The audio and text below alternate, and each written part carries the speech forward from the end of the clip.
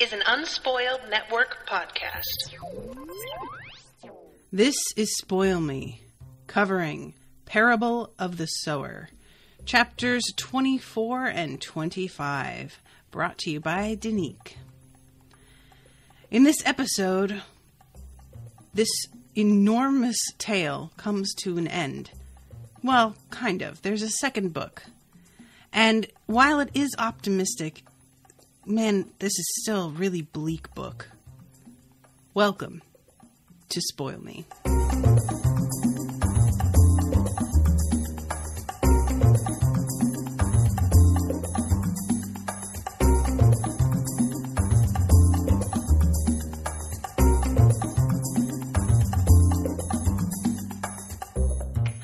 Welcome to the show, everybody. I am Natasha. So this episode, I want to start off by saying thank you both to Denise, who almost single-handedly commissioned this book, and also by Denise's request, say thank you again to Denise, because she was the one who gave me the blank check coverage commission and allowed me to cover a couple of episodes on whatever I wanted, and I picked Parable for all of it, and so Denise just wanted to say thank you to you for that. So yeah, this was the final two chapters. These were the final two chapters of this book. And I don't know how I feel about this ending. In some ways, I like it because it seems like, you know, it's setting things up. It's leaving things in a hopeful note where you feel like maybe something can happen that's like, there's just a bit of optimism in there. But also there's a feeling of like how everything is still so unsure and so unstable that it doesn't, I guess it's not enough optimism to really leave me feeling like, well, maybe they have a chance. Like there's a little bit of maybe they have a chance, but to be perfectly honest, I am expecting to start the second book with the place like having been burned down around them and them fleeing again, or something happened. Like I essentially fully expect this community that they're trying to build here to wind up in the same place as Lauren's community was, where everything seems like they've got it pretty much in hand, and then all it takes is one crew of fucking ingrates to come over here and just fuck it all up forever and ruin everything and kill everyone. And maybe that's the point. Maybe Butler is like, you know, if she heard me say that's how I feel about this, she'd maybe be glad, because that's potentially exactly what she was trying to say, which is that nothing is certain ever, that we have to accept that nothing is certain and move on anyway, that we have to take steps forward despite knowing that there are a million things that are trying to hold us back. And that's valid, but I'm not sure that it like is pleasant to read about, and not saying that reading has to even be pleasant, but I like, you get what I'm saying, right? It's just a sort of like spot where I'm trying to decide, is this kind of story for me? Because there are a lot of, I mean, for the to spoil the road real quick, I have not read The Road. I have not seen the movie The Road, but I do know that the whole premise of it is that there are people striving to get to a certain place, and when they get there, they find out that that place is not any good anymore. And that's the sort of thing that normally I just get really irritated by. And that's not exactly what happens here. To jump ahead a little bit, our crew makes it to the farm, and the farm is still workable. It's just the people they expected to be there, and the welcome and feeling of security that they expected to find there are not there. But the land is still available. It's still possible to farm it. So it's not like the place is completely off the table. It's not as if they arrive and it's what I suspected, which was that it was going to be the land was covered in like squatters. So in some ways, this version of things is more hopeful than the one that I had envisioned. Nevertheless, it's really difficult, especially with Mora, who I have just grown to dislike so very much. I want to like him. I want to give him the benefit of the doubt. I want to understand where he's coming from a little bit more. But there is something about that guy that leads me to believe he will be the undoing of everything. And I'm not looking forward to seeing that play out the way that I think it will. So I'm a little all over the place here, guys. Apologies, but that's what happens when you reach the end of a book like this that has so many ideas, so many characters, so many implications. I just wind up sort of like spiraling off, thinking about all of the various ways in which this story could go, or, you know, just the whole sense of it. So, all right, I have pardon me for looking at my phone, but I have the book open on here because for some reason, sometimes highlights don't work out, transferring to my Kindle app on my computer. Good God, if I could remember words, that'd be super. So this chapter begins with, we read some verses and talked about Earthseed for a while this morning. It was a calming thing to do, almost like church. We needed something calming and reassuring. Even the new people joined in, asking questions, thinking aloud, applying the verses to their experiences. God is change, and in the end, God does prevail. But we have something to say about the whens and the whys of that end. Yeah, it's been a horrible week. Yeah. So, here's a few things that happen. The two little girls go off somewhere to pee. And while they are away, they get attacked by a crew of dudes. Shocker. These dudes make enough noise in trying to capture them that everybody is summoned to basically rip them apart. And it is kind of a bloodbath. At least it's a bloodbath for the other side. Jill winds up getting killed. She is the one person that they lose from their own crew. Lauren gets injured, but it's like an injury that's just one of those ones that like goes, it doesn't heal up quickly and it bleeds for a long time, but it's not really dangerous. And the thing that like kind of caught me is that this is the first moment where you realize that like Mora is every man for himself, like hardcore. I'm trying to find the exact spot where this is. Okay, we found Emery fighting with a big bald man who had grabbed Tori. Doe was already running back to us, screaming. She ran straight into her father's arms. He swept her up and ran off toward the highway. Then he veered back toward the Oaks and our people. There were other bald people coming up from the highway. Like us, they ran towards the screams. I saw metal gleaming among them. Perhaps only knives, perhaps guns. Travis spotted the group too and yelled a warning before I could. So, yeah. Mora winds up like, he's heading out towards the highway, like he's going to abandon everybody. And he doesn't stop to try and help anybody else. He just immediately heads out.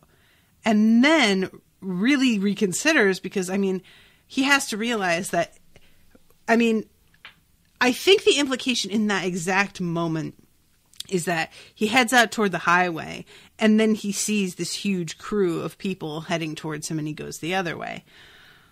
But I wouldn't be surprised if he was the kind of person who, like, ran off and then a little bit later came back and found them all again and was like, I'm really sorry and I won't do that again. I just got scared and it was an emergency situation and don't take it seriously and I'm not like that. You know, like somebody who makes a bunch of excuses, but in the end is always looking out for his own skin. But I am worried that this is going, because he causes a lot of trouble a little bit later on as well. And Jill winds up getting killed. There is a moment where Lauren finds out Jill was killed, and I thought for a second, I misread it and thought that, because there's a moment where Lauren's like takes a shot and says that she barely even aimed. And I thought it was going to be that Lauren shot Jill. Because the sentence is, she was shot in the back as she ran toward the trees carrying Tori. Bankole didn't tell me, didn't want me to know before I had to, because as it turned out, I was wounded myself. I read that the first time. As it turned out, I had wounded her myself, or I was the one who wounded her. And I was like, oh, you got to be kidding me. Like, that is a really awful thing to have to live with. But no, it turns out that she was shot in the back. So no worries on that front. So that's something. But Jill is still dead and her sister is still fucked up and obviously has some baggage around the fact that, you know, Lauren managed to make it out alive and that's really not fair. And I don't blame her.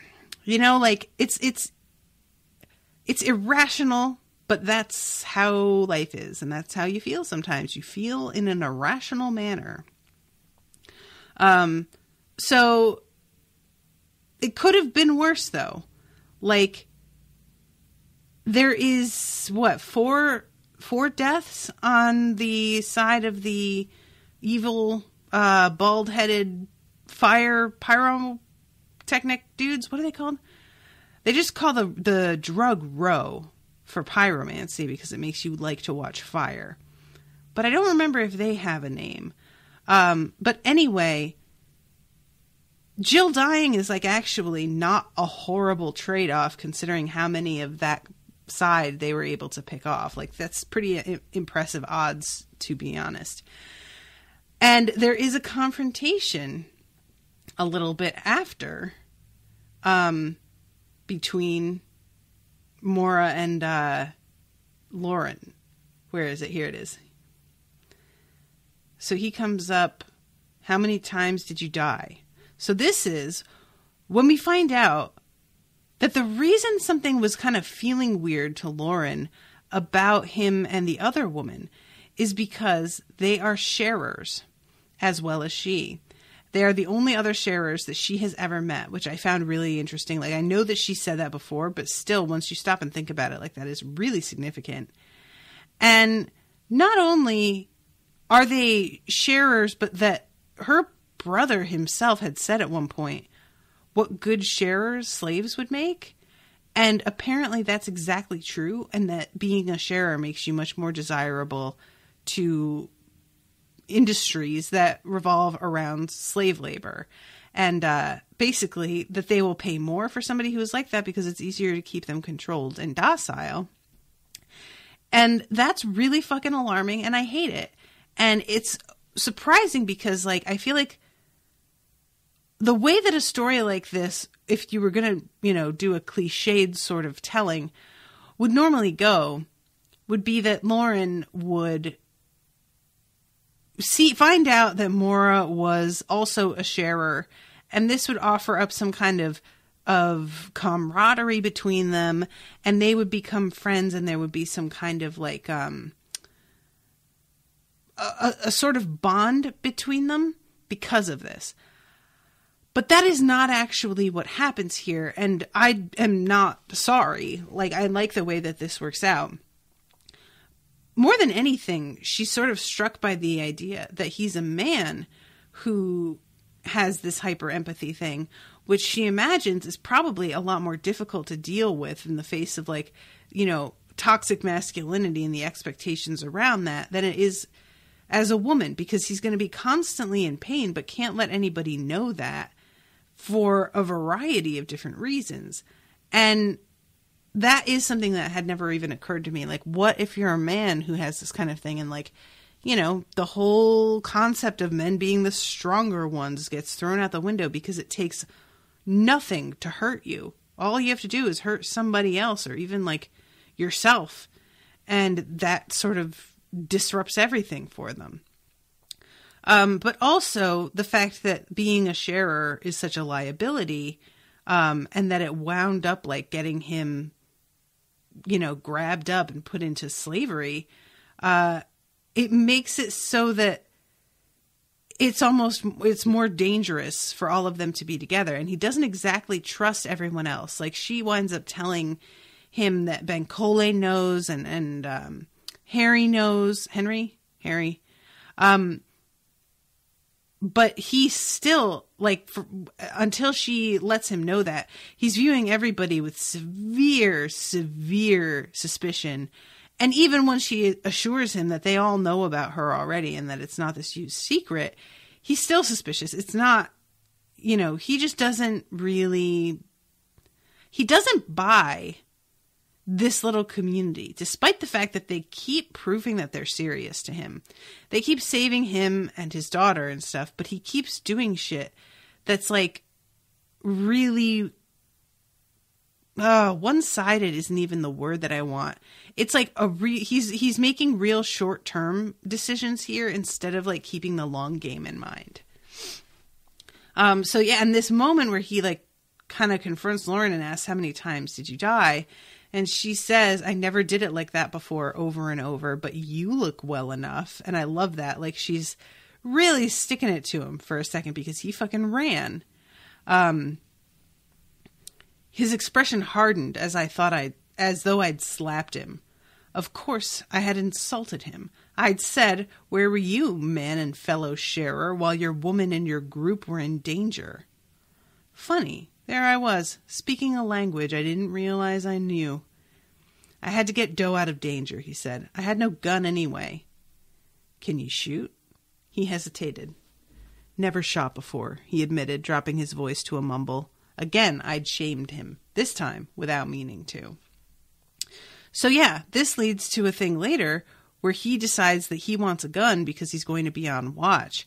And they don't want to give him a gun because his whole idea is like, all I need is a gun so that I can scare anybody who comes at me.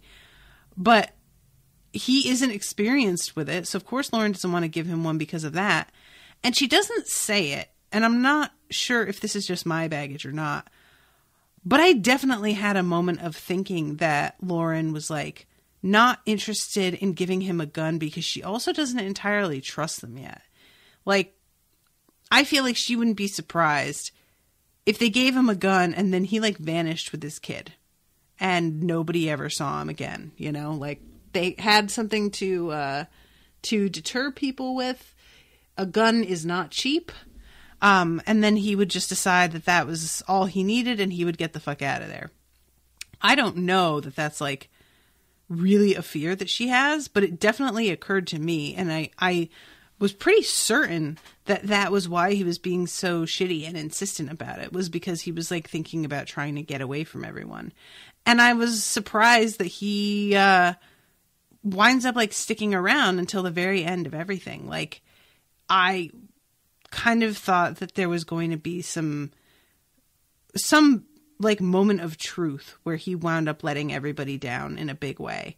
And instead it feels more like the moment of truth, if it's coming at all, is going to happen in the second book, or it may not actually happen. This might be a story of somebody who has gone through a bad time and so does not trust anybody, finally learning to trust other people again, which would be beautiful. You know, I'm not against that story, but I don't know exactly what's down the road here. And for right now, I'm just really frustrated with him.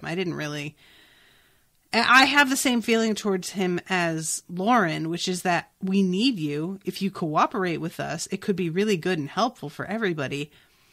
But you might be more of a pain in the ass than you're worth in the end. So yeah, I am sort of, she has to sit down and talk to him. Is that how you do it? Grayson Mora asked, walking next to me. Whoever kills, takes? Yes, but we don't kill unless someone threatens us. We don't hunt people. We don't eat human flesh. We fight together against enemies. If one of us is in need, the rest help out, and we don't steal from one another, ever. Emery said that. I didn't believe her at first. Will you live as we do? Yeah, I guess so. So what else is wrong? I can see that you don't trust us even now. Where'd that white man come from? He demanded. I've known him all my life, I said. He and I and the others have kept one another alive for a long time now. But him and those others, they don't feel anything. You're the only one who feels. We call it sharing. I'm the only one. But we help each other. A group is strong. 1 or 2 people are easier to rob and kill. Yeah. He looked more relaxed, more satisfied. He looked as though he had solved a troubling puzzle. Testing him, I let myself stumble. It was easy. I still had little feeling in my feet and legs. Mora stepped aside. He didn't touch me or offer help. Sweet guy. Yeah, yikes. So, that for me was a pretty significant moment that, she's trying to convince him to trust them all. And that's one thing. Trusting people, I really understand that being difficult. But not even, helping somebody out who just saved your bacon, basically, when they are about to trip and fall. That is a very special kind of fuck you. And I just can't get past that. I can't forgive that. So then comes the moment where Allie comes through, and she kind of has this vibe to her, she doesn't even want to see Lauren because her sister is dead and what the fuck. And Lauren winds up going up to her and hugging her and being really purposeful about it to make sure that she can't pull away from her. And she just winds up losing it and kind of scream crying. I don't know if any of you out there have done any scream crying, but when that shit happens to you, it's really scary because it's not like you start to make a sound because you feel like this is the sound you want to make. You are in a place where your emotions are just ripping out of your soul, and you overhear somebody screaming and then realize that it's you. Or you feel your mouth opening and the sound comes out that you didn't even know you could make, that you've never heard before. And it's really alarming. I had that happen when my father died. There are just a lot of moments where as you get older, the shock of whatever you're going through or the weight of it, it feels like it turns into a physical thing that is trying to force itself out of your body. And it is just an awful lot. And so this scene, I felt like she really captured that well, that whole that loss of control there. So then comes their hike through the horrible fire. And this is one of those things, there's so much about this book that has so recently begun to come to pass, to actually happen, that it really freaks me out. And this section, as they are trying to get away from the fire, is one of those that I feel like is probably much more relatable to many more people now than it was when this was first written, because the fires that are going on the West Coast are just so intensely out of control and so destructive and so widespread that it's hard to I feel like people who are living in that area just have a whole different understanding of how because it's not like you need to be near these fires to feel the effects of them. I have a couple of friends who live in downtown LA, and they're having to wear masks when they go to work and stuff because the fires leave so much smoke in the air that even though they're not near them, they still are filling the air. So this is an actual nightmare what winds up happening. This fire is this fire is, it's a slow burn, pun intended, both in the writing, but the fire as well. And it kind of like encircles them, but never really actually lets go and consumes them. And darts from one side to the other. It recedes and seems like it's going away, and then it will come back. They all have to like pour water onto fabric and tie it around their noses and mouths so that they can keep breathing. It's super, super hot. The babies are crying because they, of course, don't know what's going on. And all they know is that they're like breathing fucking ash and smoke and that it's incredibly hot out here. And just the whole thing is really kind of freaky.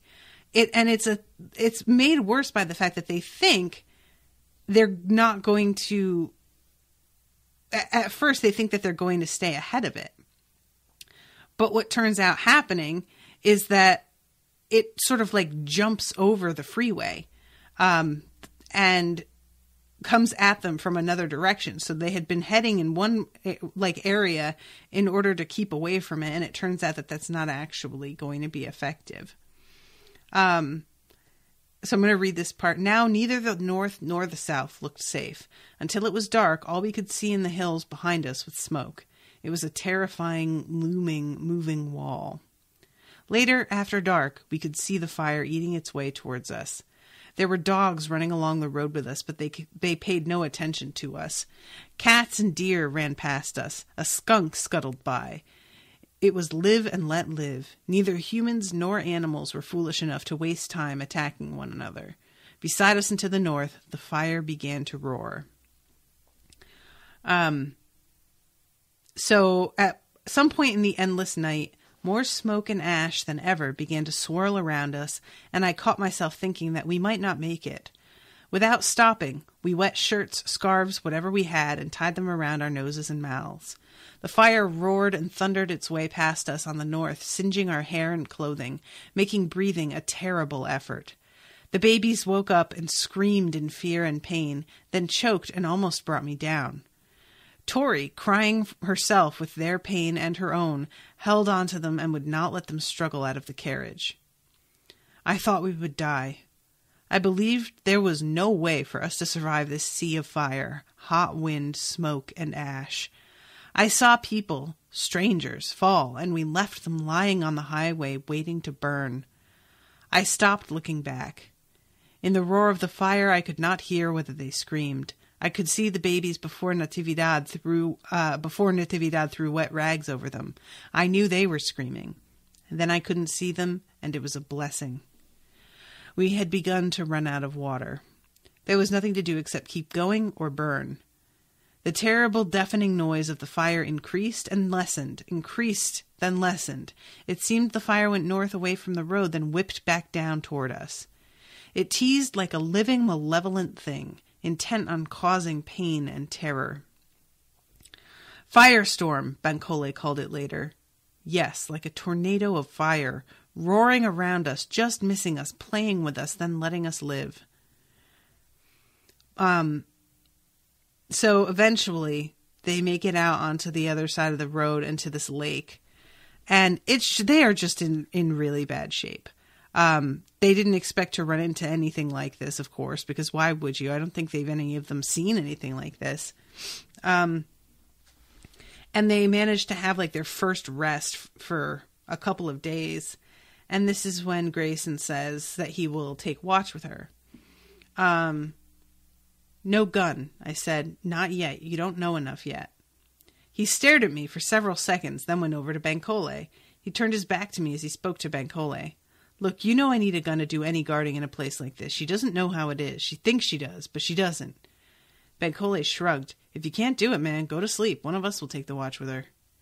Shit. Maura made the word long and nasty. Shit. First time I saw her, I knew she was a man. Just didn't know she was the only man here. Absolute silence. So, his little girl comes up to him and kind of scares the shit out of him. And kind of brings the whole like situation down a little bit by offering him some pomegranate and calming him the fuck down. But Lauren says, everyone's tired and everyone's hurting, not just you. We've managed to keep ourselves alive by working together and not doing or saying stupid things. And if that's not good enough for you, Bankole added in a voice low and ugly with anger, tomorrow you can go out and find yourself a different kind of group to travel with. A group too goddamn macho to waste its time saving your child's life twice in one day. There must be something worthwhile in Mora. He didn't say anything. He took out his knife and cut the pomegranate into quarters for dough, then kept half of it because she insisted he was supposed to have half. They sat together and ate the juicy, seedy red fruit. Yeah, he said no more about guns, and he never apologized. Of course he didn't. Yeah, this guy, like, I know she keeps saying, like, there must be something good in him, but I really, like, get antsy about the idea that, you know, just the bare minimum of understanding means that there's something, like, decent in a person. He knows that he's over a barrel. I'm not sure that that means that there's something worthwhile in him. Except for the fact that, like, he obviously cares about his daughter, which is what she says later. Essentially that while she didn't like the guy, at least how much he cared about his daughter was something admirable. But yeah, this is like, I don't know. It's just tough for me to, but I like the writing in this sense because, like, so I'm going to go for a little jaunt down, zombie apocalypse road here. Those of you who have watched zombie movies, who have read books, about groups like this, there is often somebody who is the weak link, who always causes trouble, who always gets in fights with people, who just is the person that if something's going to go wrong, you assume that they are going to be the one that fucks it up. And that's where I'm at with Mora, to be fair. However, I do like the fact that he comes from such a bad background that, and by background, I mean like him being enslaved along with his child. Like that is some shit. That you at least have some more understanding of where he's coming from. And you also feel like he probably does know some things about what it's like out here that Lauren doesn't. In a lot of other stuff, when there's somebody who's like the weak link, what they do is they have them be somebody who just really genuinely doesn't understand things. Like they are somebody who figured out that the zombie apocalypse was real, maybe a little too late. There's somebody who maybe had a lot of money and they don't understand why that doesn't matter anymore. Or there's somebody who's got like really fucked up priorities that the rest of the group understandably does not care about, and they don't get why their concepts and ideas and priorities aren't being taken seriously by everyone else. And there's a trace of that with Mora, but he's much more sympathetic in his way than a lot of characters like that can be. He's somebody that, like, I get frustrated with him, and I think he's not using his head in a lot of cases, but he's not just straight up somebody that I want everybody to abandon. And that's where I fall a lot of times when I watch those kinds of movies or read those books, is that there's somebody that's like obviously a danger and everybody is sort of ready to vote them off the island, but there's like one person who sort of advocates for them and one person who is like, well, we can't just leave him out here to starve. That's not right. Even though it's very clear that that person is about to get everybody else killed, and I guess that's fine. I am not at that place with Mora yet. And so that's what I like, is that she's made somebody that I don't really find like, I'm not trying to defend the guy, but I also do really understand where Lauren is coming from in terms of like wanting to see some good in him and trying to give him the benefit of the doubt or give him another chance, because she doesn't want to abandon him and she thinks that there's probably something in there worth saving. And a lot of the time with characters like him, there doesn't ever seem to be anything worth saving in those people. And I'm like, why are they still part of this crew? Get rid of him. he is not just a bad person, but a hazard to everyone. So good job on creating a character that I am worried about, but also like don't really want to see like straight up kicked out of the group either. So we come across a body at one point that has some clothes on it that I think Allison says that she wants because the woman is around her size. So they strip the body, and it's one of those like kind of awful, ugly scenes. Let's see. Took every scrap of clothing, including underwear, socks, and boots, though Emery thought the boots would be too big. No matter. If no one could wear them, she could sell them. In fact, it was the boots that yielded Emery the first cash she had ever owned. On the farm where she had been a slave, she had been paid only in company scrip, worthless except on the farm and almost worthless there. That whole, like, the idea of only being able to use company money, and that's what you're getting paid in, is one of those things that's, like, dangerously close to happening in a lot of cases, and it's really upsetting. But now, yeah, she's got, like, $1,000, and we find out that $1,000 is only enough to feed you for, like, a week and a half, which, you know, we've gotten hints before at how money doesn't stretch the way that it did, and how the fact that it's even still worth anything is pretty impressive. But that's really the first kind of indicator that we get on what currency is doing in this world, because I couldn't quite get a handle on it. It's really tough for them to be like, we bought a sack of oats and we bought these guns and we bought this and that. And I'm like, well, that seems to have stretched pretty damn far, but I don't know what that stuff is supposed to be worth now, you know?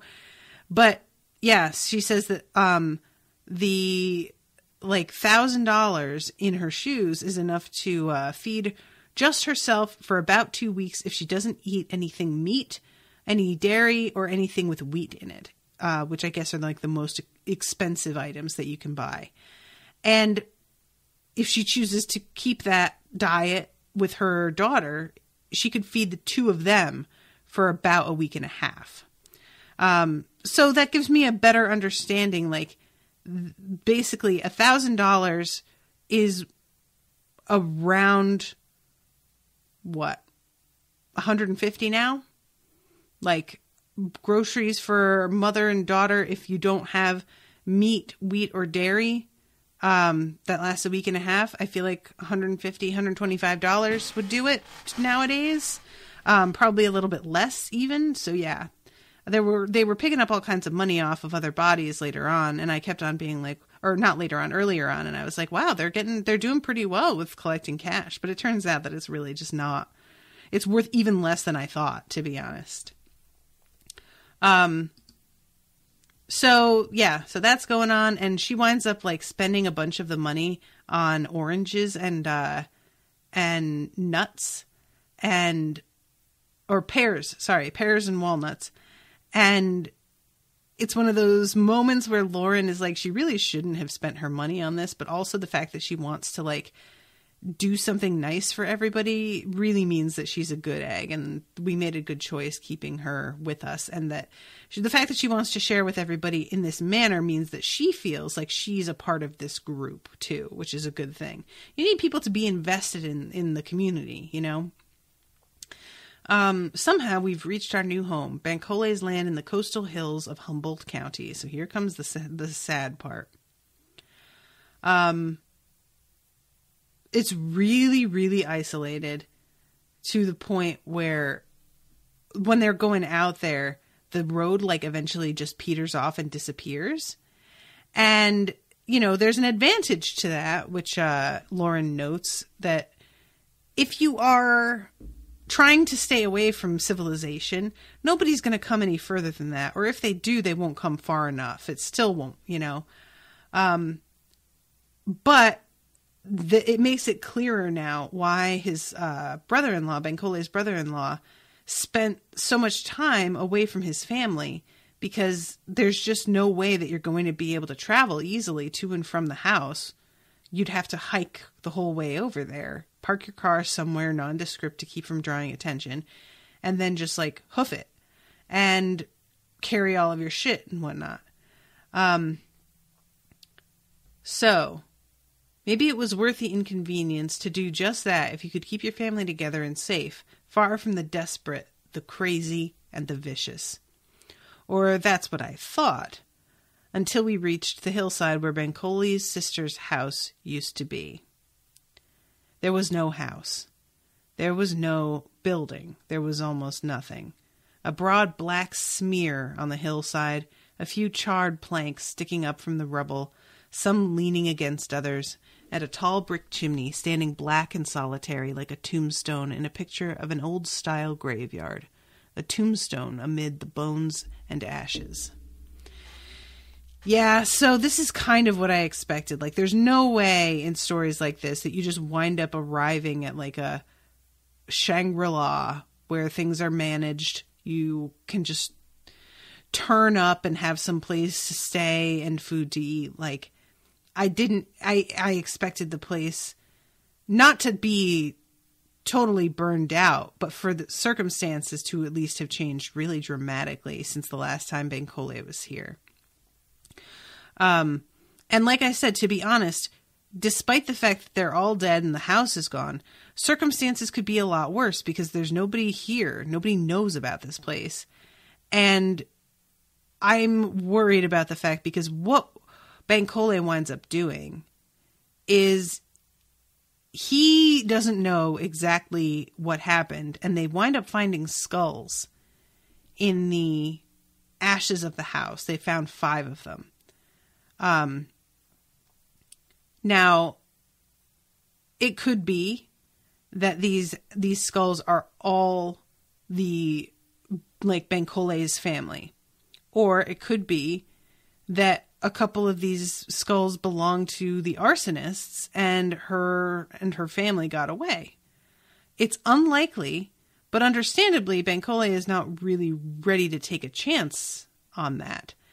So he decides to go to the cops and find out what they know and if they have gotten any reports on anything else happening. And it's like one of the most frustrating parts of this entire book so far, to be honest, because there is so much about this that feels true even now. The deputies all but ignored Bencolli's story and his questions. They wrote nothing down. They claimed to know nothing. They treated Bencolli as though they doubted that he even had a sister or that he was who he said he was. So many IDs were stolen nowadays. They searched him and took the cash he was carrying. Fees for police services, they said. He had been careful to only carry what he thought would be enough to keep them sweet-tempered, but not enough to make them suspicious or more greedy than they already were. The rest, a sizable packet, he left with me. He trusted me enough to do that. His gun he left with Harry, who had gone shopping. Jail for Bencolli could have meant being sold into a period of hard, unpaid labor, slavery. Perhaps if he'd been younger, the deputies might have taken his money and arrested him anyway on some trumped-up charge. Now listen, guys, you all know what I think about the present prison system as it is anyway. The U.S. prison system is already legalized slavery, and it's already being privatized. So yeah, it's a literal nightmare. Like, everything that she talks about in these sections are what's actually happening literally already and have been for at least, like, probably 2 decades. So Lauren, like, knows that he's taking his life in his hands by going there, that they can just come up with some reason to arrest him and keep him forever and sell him off to somebody, and she may never see him again. She offers to come with him, and he's like, "Are you kidding me? No, you're a 17-year-old or 18-year-old girl, and you're like prime meat on the market if they want to sell somebody. You're absolutely not coming with me. And if they were to do something to you, then I would feel obligated to get revenge on them, which would probably also lead to my death as well. So you absolutely 100%, 1000% cannot come, and you need to just, like, come to terms with that and they wind up getting into, like, an enormous fight over it. And he finally ends with, "She was my little sister. I have to try, at least, to find out what happened to her. I need to know who did this, and most of all, I need to know whether any of her children could have survived. One or more of those 5 skulls could have belonged to the arsonists. I have to risk going to the sheriff's office." So, you know, he finally ends it with, the people in this community really need you. And you know that. And you know what you've started to build here and that it's really important. And I don't want anything to happen to you also because you can help rebuild everything. So, and Harry goes along and says that he'll do what I can. I'll bring him back to you, which I appreciate that he's like keeping an eye on the guy.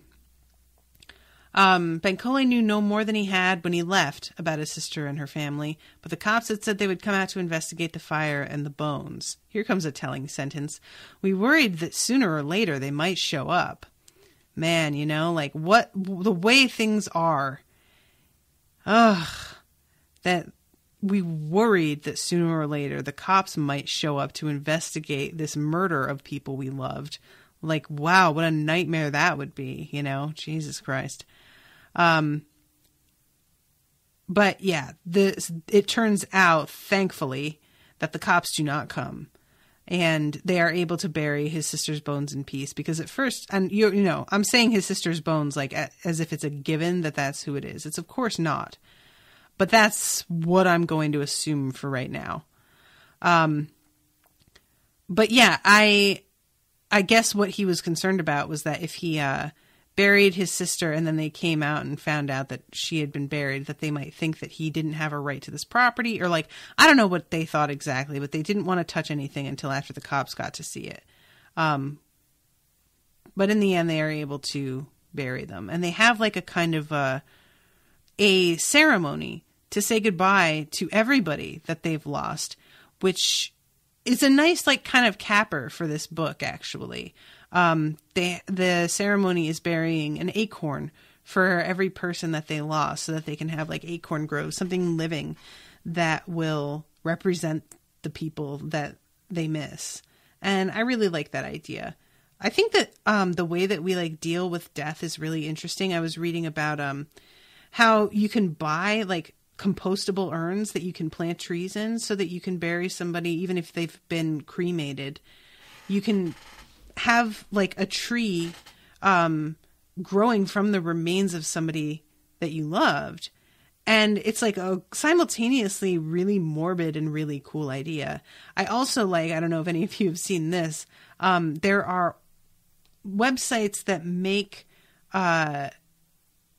like ornaments and stuff out of the ashes of a loved one. You send them like an ounce and they make like blown glass pendants and things like that, like, or those sun catchers that you hang in the window.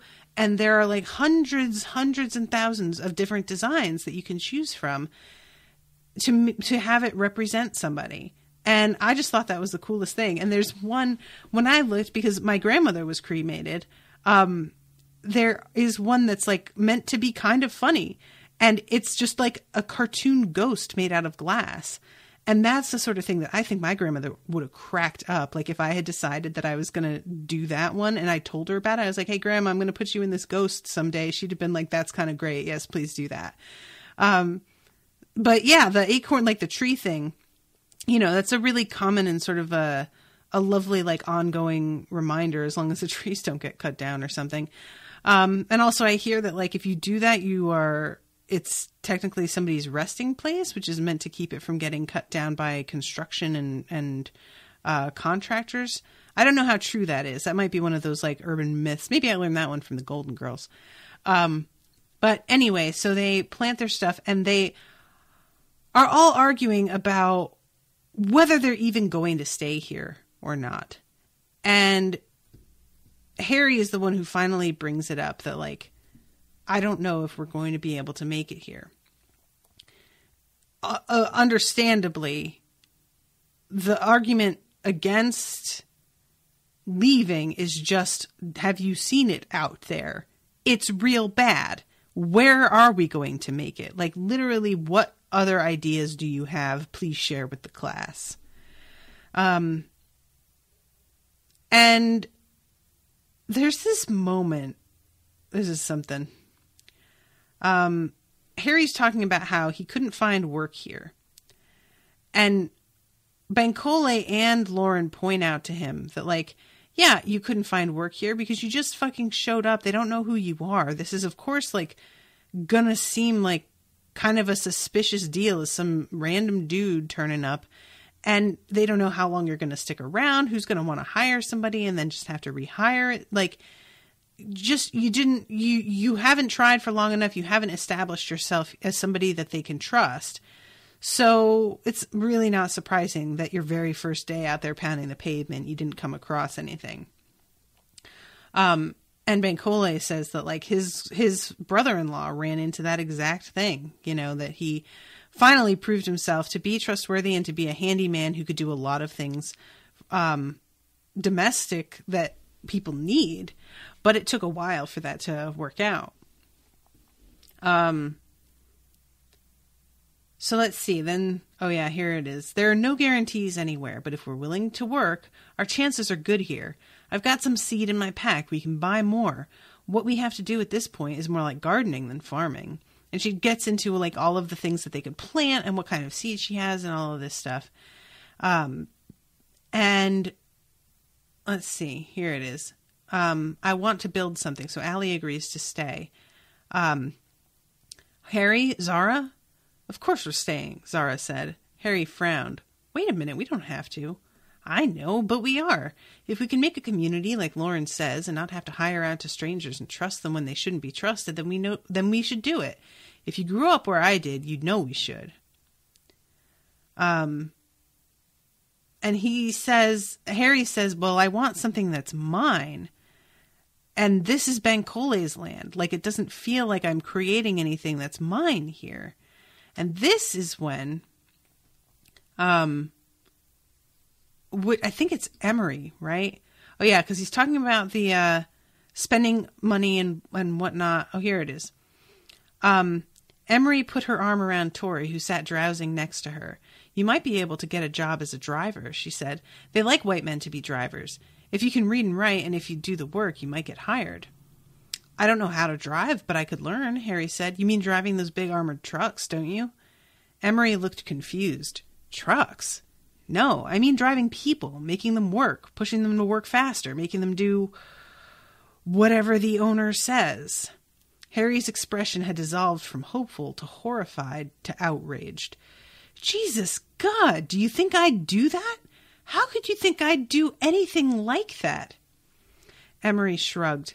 It startled me that she could be indifferent about such a thing, but she seemed to be. Some people think it's a good job, she said. Last driver we had, he used to do something with computers. I don't know what. His company went out of business and he got a job driving us. I think he liked it. Harry said, are you telling me you believe I'd like a job pushing slaves around and taking away their children?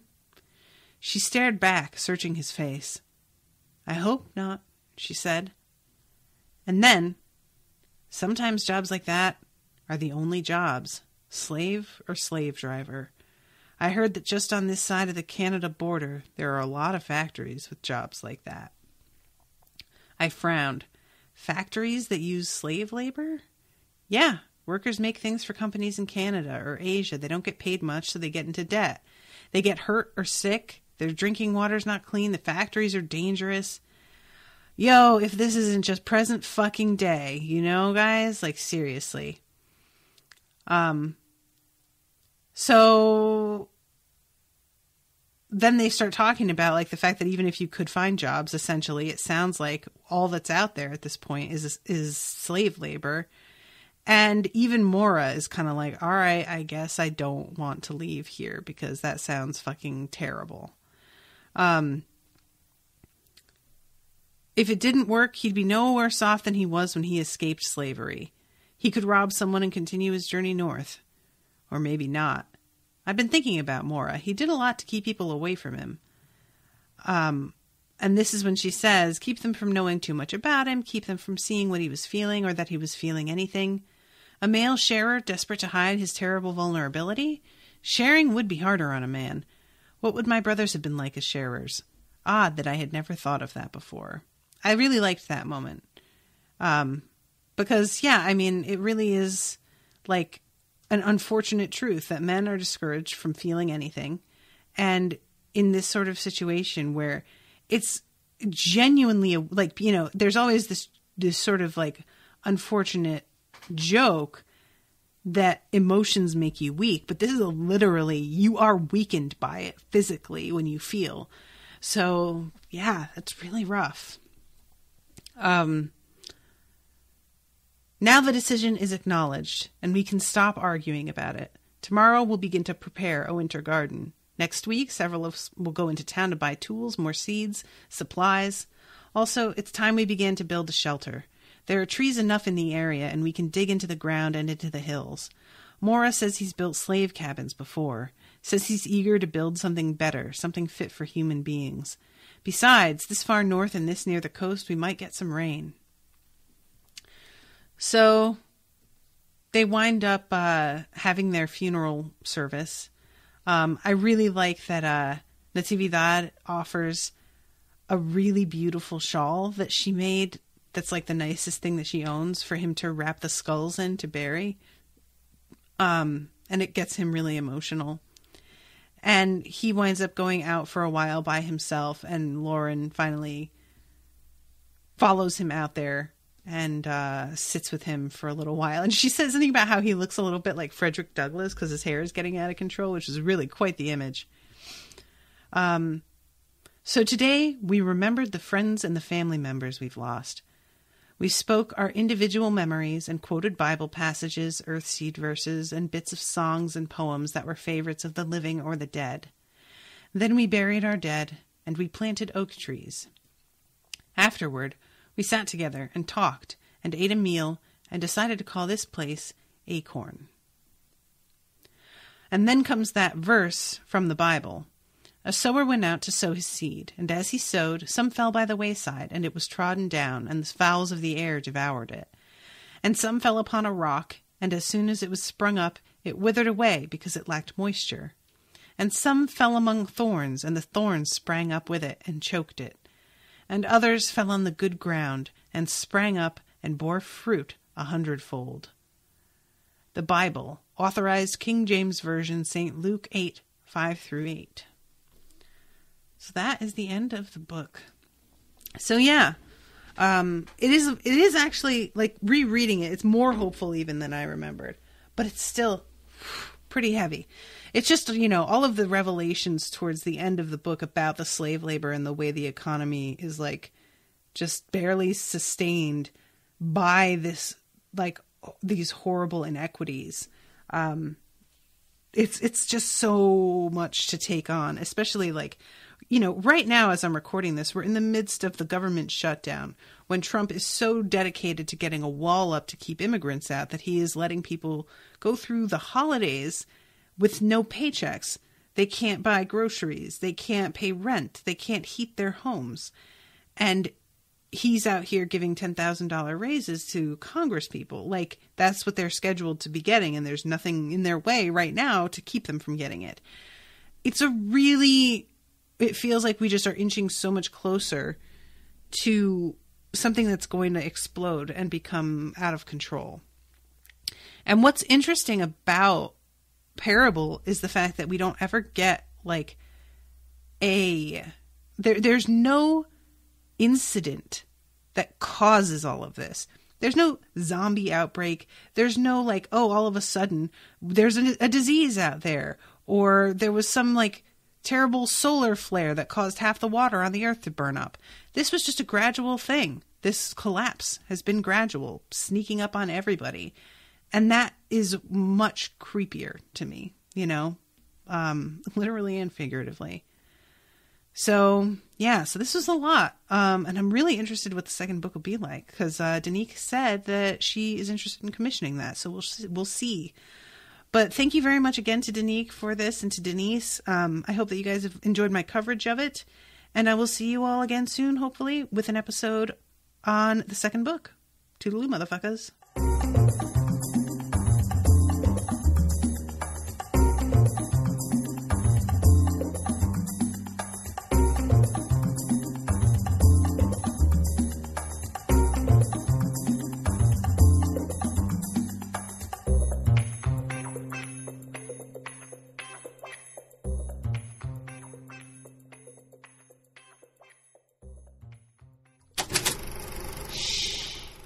was an Unspoiled Network podcast.